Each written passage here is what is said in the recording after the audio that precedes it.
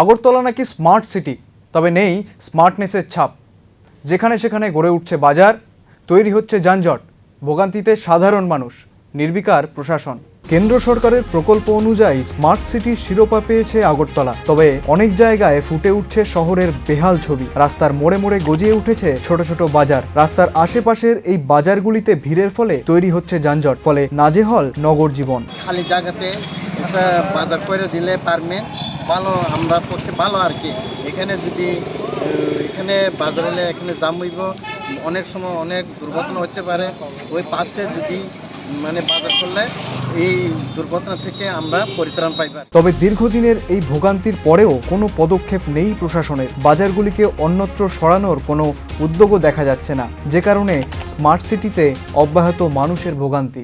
এই আগরতলা শহরে যেখানে সেখানে রাস্তার পাশে বাজার গজিয়ে ওঠে, আর যার কারণে সবসময় এই বাজারের সামনে একটা যানজট লেগেই থাকে এবং ঘটে যায় ছোটোখাটো দুর্ঘটনা। আর এ নিয়ে কিন্তু এই পৌর নিগমনে নেই কোনো হেলথ।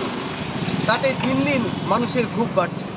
ক্যামেরায় সুমন সাহার সাথে আমি সুব্রত দে, নিউজ।